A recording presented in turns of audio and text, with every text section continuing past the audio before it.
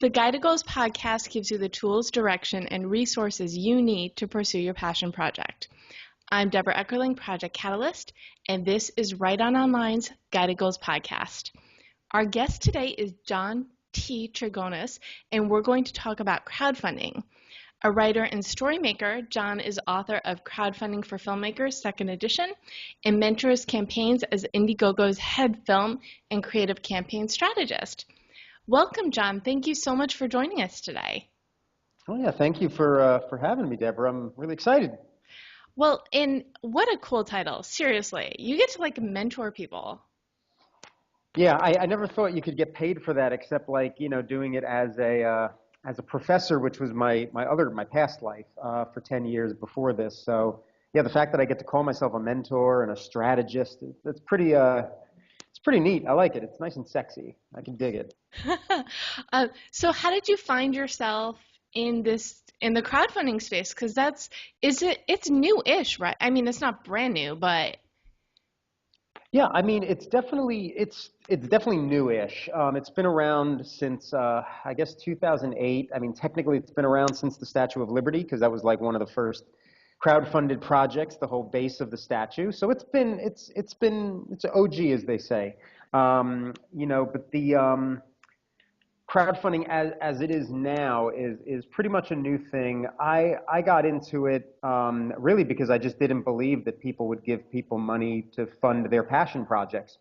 And I was like, well, I'm going to prove that wrong because I've been doing films for the past 12 years, and I'm what I call indie to a fault. Where I will never ask for a grant. I will never ask an investor for money. When I make a film but with my money. And then crowdfunding came around, and I wanted to disprove it. And I went and I tried to raise $5,000 for a short film called Cerise. It was about my 8th short film, the first one that I ever crowdfunded. And let's just say I didn't prove it wrong, because well, I wouldn't be sitting here right now as a mentor for this thing. So I ended up raising $6,300, which back in 2010 was quite a sum of money, because the highest funded film projects at that time were getting about $40,000, versus today where it's over $5 million raised on crowdfunding sites. So yeah, I mean, that's kind of how I got into it, and I stayed in it. I thought that was going to be a one-off thing, but then I wanted to give back to people, so I would write blogs about what I did, and then people would reach out to me and be like, hey, can you take a look at my campaign? And in my mind, I was like, yeah, sure, I look at it, and then I give advice, but in my mind, it was like, well, I'm not going to charge you for that, because that's silly. It's just me giving you advice. But I was using my time, and that's what I didn't account for. So that's what led me to write a proposal for crowdfunding for filmmakers and pitch it. I pitched it on Twitter to a couple of companies, and I got one, Michael Weesey, who jumped at it, which was great. And then I was still doing the whole giving free advice while the book was being published. And then ultimately through Twitter again, I made the acquaintance of the film person who at the time. Who was working for Indiegogo, and they were, hey man, you're giving better advice than I am, so we need to hire you. And I was like, cool, I can get paid for this? Amazing. Yeah. So that's my whole story in a nutshell on how I've got into this. It's a crazy world, this crowdfunding place. Well, and it's awesome, because basically you took something you're passionate about and parlayed it into a career, which is kind of the entire point of this podcast, is people who are either working a day job and building something on the side, or entrepreneurs that are building up their business with multiple side projects. So you're like a gold star receiver on that whole philosophy. What is the benefit of people who donate to crowdfunding campaigns? Oh, it's a great question. The main benefit is, well, honestly, it's going to sound a little tree hugger-ish, but it is. That's awesome. It really is. I, as a viewer, want to help you as a filmmaker make a good movie that I'm going to enjoy. That's what it comes down to. It's really no different than a big producer saying, well, I'm gonna invest in this film because I believe that it's going to be a good film and make me a lot of money. That's what the investors say. But this is like, scratch that money part. It's like, I believe in this film and I want to see it. And if this is the only way I get to see it, then I don't have a choice. I got to give you my money. But they also get perks in return, what I call the incentives, because you're not just, it's not a donation. A lot of people make that very erroneous assumption that these are donations. It's like, no, this is not a donation. It might have been 5 or 6 years ago where you would give money and not want anything in return. But you are contributing for a T-shirt sometimes, for the movie, to see it a week in advance. So these are also the incentives for people actually, contributing to these things. And it's becoming, and this is like me foreshadowing, it is becoming, because there's so many projects out there now, the actual viewers, the backers, want to be involved in the journey. And this is something that filmmakers are really going to have to start taking much more serious. Right now, there's this line between the actual backer and the campaigner, and it's being bridged nicely through the campaign. But at one point, the backers are going to want a little bit more. They're going to want to know more about this journey. What does it feel like to be a filmmaker? Can we be filmmakers too? Can we help other than money? And that's where the true power of this thing is going to go.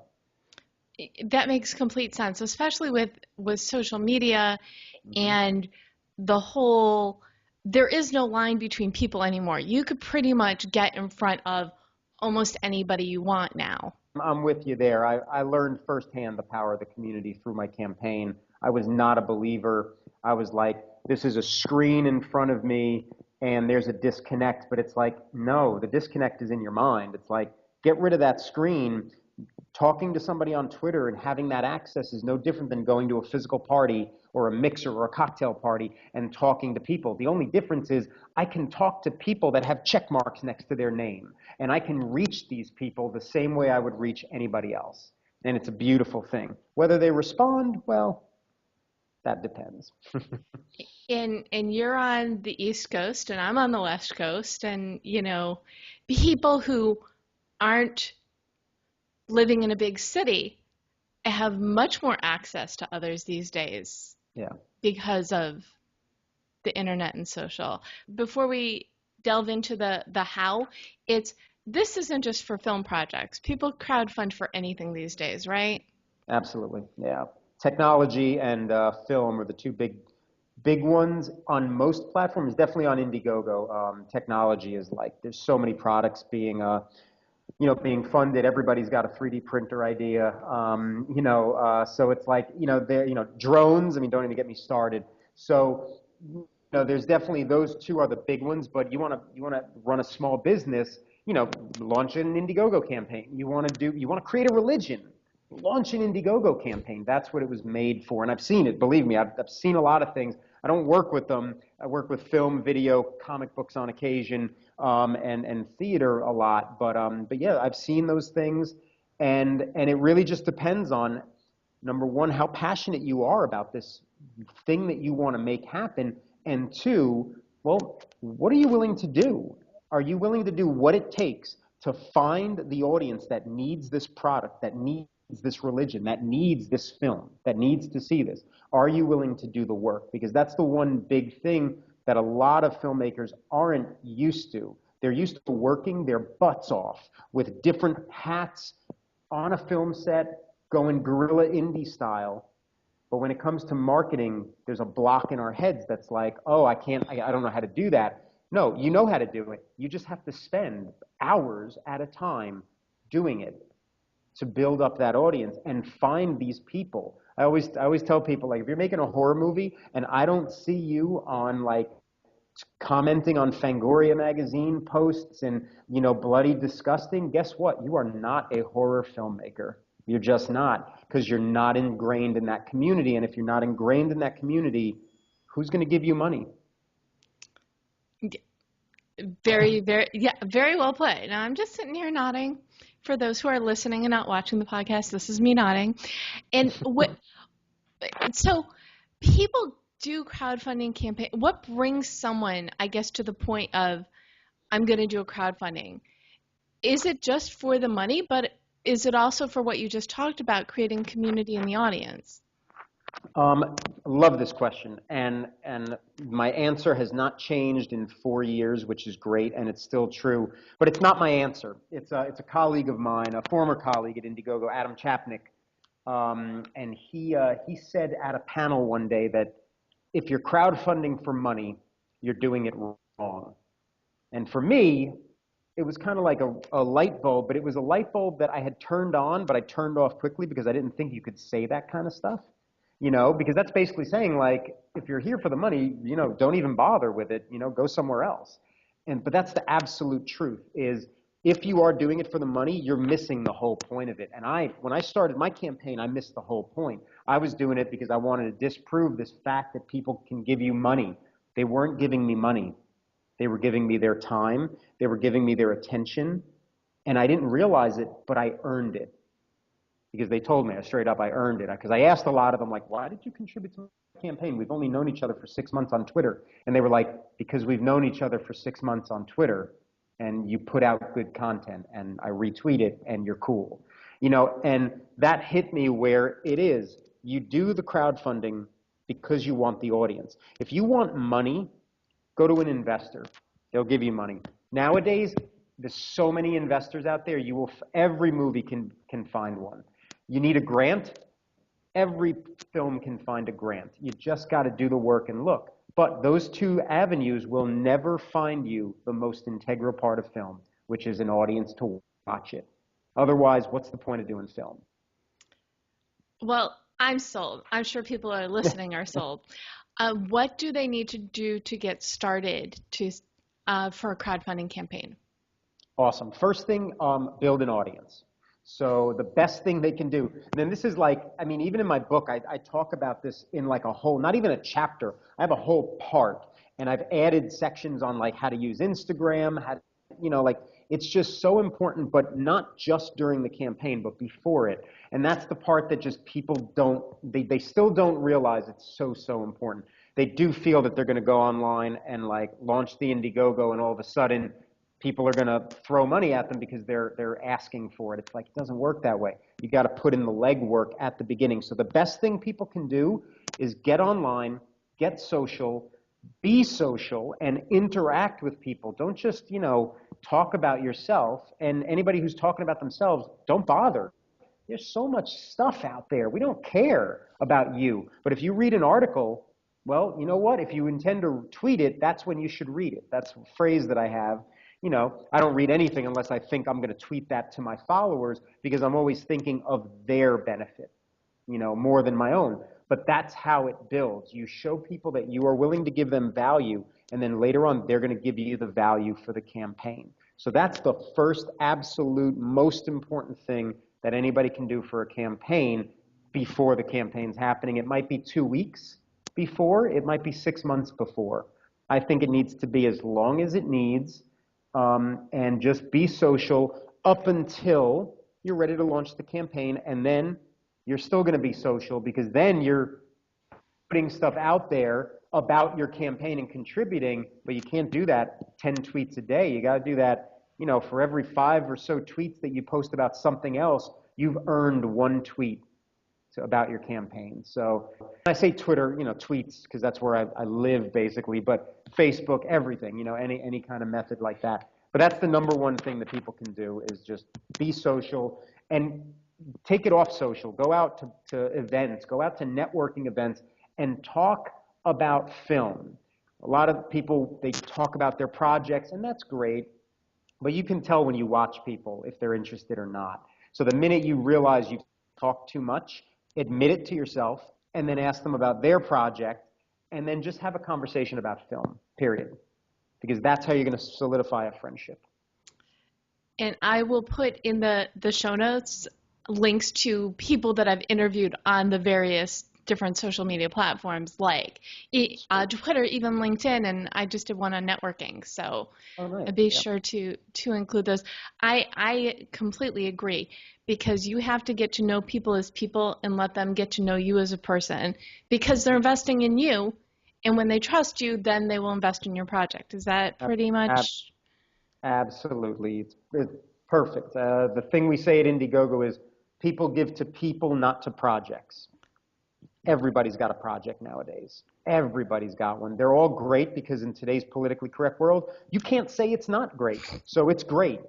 The thing they're banking on is, does this guy with this hat understand film enough to make a good film for $50,000? How much am I willing to give him then? That's what they're asking at this point. And so, what are the pieces that people need to put together for their campaign itself? So you've got the campaign video, which is probably the most important part because it's the introduction to what this whole thing is about. Big mistake a lot of folks make, not being in the video, because sometimes they're a shy filmmaker, and I get it. I used to be that too. Look at me now. Because I've realized the age of the shy filmmaker is done. We're done. You got to be a character. You've got to be somebody. Even if you're going to be the character who's a shy filmmaker with a hat down and darkness all around, that's fine. Be it. Live it. Be authentic about it. It's going to be great, and you're going to get funded. So the video is important, and getting across most of the information within about 3 minutes is important. The information is, who are you? What's your project about? And why should I give you my money versus the 50 other projects from people that I know? Because there's at least 50 people out there funding stuff. So that's the number one thing. And then the next stuff is the story section. That's what crowdfunding platforms call the writing on the bottom, which shouldn't be just writing anymore. It should be a little mix of design. We should basically look at your Indiegogo campaign and get a sense of what kind of film you are making so that we can just look at it, and then in our dwindling attention span, we can still make a decision whether or not to fund this thing. Then the third most important part are the perks, right? So you have the incentives. I call them the incentives. Indiegogo calls them perks, rewards, etc. It's what you're getting. So, copy of the movie, digital download of it, and a DVD probably, and maybe a Blu-ray. If you're going to do the T-shirts and merchandise route, you have those listed. I have 3 types of perks that I tell people to have. Standard definition, high definition, and 3-dimensional. That's what I call them. Basically, standard definition are the mandatory stuff. You're making a movie, I need to see it, and I need to see it before anybody else. You got a T-shirt, I got a chance to buy it. That's mandatory merch type stuff. The high definition are experiences that you can't get outside of the campaign. So again, if you're shooting the film, I should have a chance to be on the set for $100, $1,500, and see what what movie making is all about. Because if I'm a banker, that's like opening my world up to the most sexy thing in the universe. No offense to bankers, of course, but Of course. I know a few. And then, so those are the experiences, and then we have the 3-dimensional incentives, which are personalized. These are the most important because they try to take, like a 3D movie, right? They try to take you and bring you into the world of the film. So these are things like what I did for my campaign, which I see people do occasionally. I wrote poems for people for $10, and it was in the form of their name. Yep. In the form of their name. It's called an acrostic poem. The reason was my movie was about words. I'm a poet. I have 2 degrees in poetry writing and published and all that stuff. So I was like, all of this is related, but how do I relate it to them, to the audience? Oh, the most important word they're ever going to have, the name. So I used that. Thankfully, there was some kind of special poem for that. I've had people do, a certificate, certificates and things like that are somehow relevant to your film. Those can be very personalized. Even something as simple as a Facebook cover photo that has the person's name on it. Thank you so much for supporting Planet X, with cool Planet X imagery. Guess what? Now you're not only, if you give that to them during the campaign, they're going to make it their cover photo, and now it's free advertising to all their friends. And their friends are probably going to want one. Lucky you. Let them market you. That's great. That's it. I learned that like firsthand with those poems because we I wrote them, and then my fiance Marinelle, who was very integral in a lot of that stuff, because back then I didn't understand marketing at all. She was like, "Oh, I'll design something nice for Facebook, the poem, and I'll make it look nice." So she did that like within 3 days of a contribution, and then I would put it on people's Facebook walls, and they would like it. They would thank me for it, and then they would make it their profile pic. There was no cover photo back then, and I would get 5 to 10 new contributions within the next hour. That's a great trick.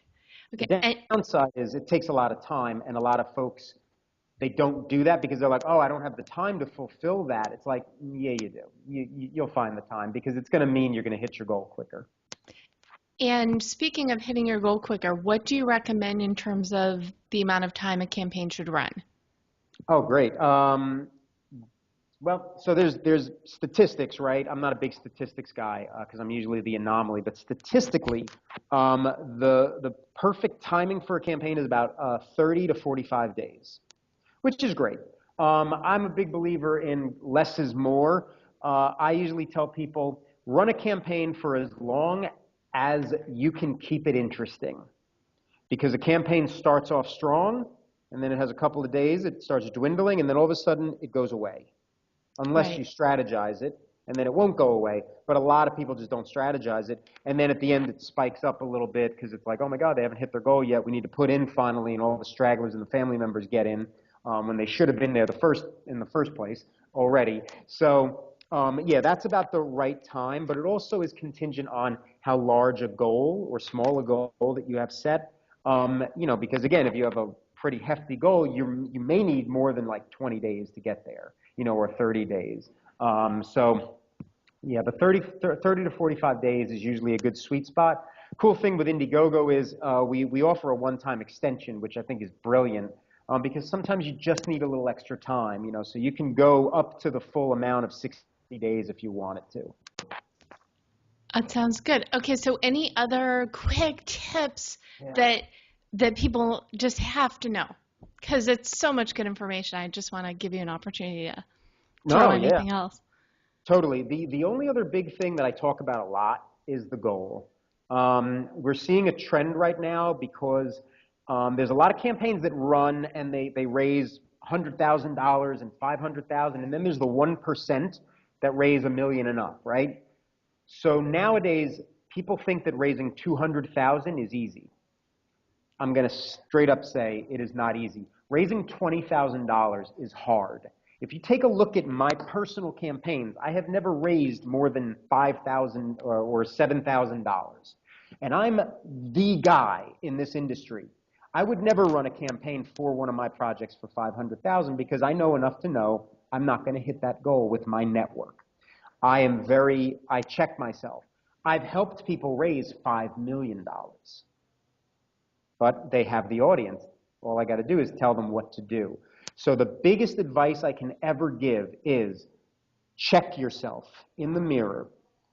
Look at yourself when you're saying, I need $100,000 to make my film. And look at your network and look at your email list and be honest. Can you get 30% of that 100,000 from your family and friends alone? 9 out of 10 times the answer is no way. Which means let's shrink the goal down to an amount we can work with to get the project moving forward. Because success is not necessarily measured on whether or not you hit a goal, but the general public looks at it like that. So it's still important to hit your goal, but it's also important to work with what you've got. So we got to check ourselves and just be like, you know what, I need 100,000, but I can probably get 15,000 from my family, so I'm going to set my goal at $50,000.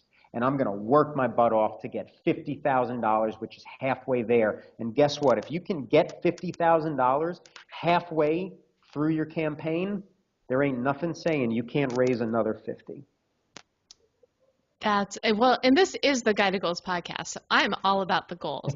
You need to set something that's reasonable, that does not set you up for failure, is what you're saying. Absolutely, because it's and again, you said it. It's like the goal is a very important thing, and psychologically, it's so important because if you don't have that first third of your goal within about the first 3 days, if I go to your campaign as a stranger, never heard of you, I look at it and I'm like, oh, it's a cool film, but man, this thing's been up for a week and it's not moving. Nah, I pass. And you just lost a contribution. So again, we got to play to that psychology factor and the physics factor. I always talk about the physics and psychology of crowdfunding. The physics is it's up to you to build this momentum.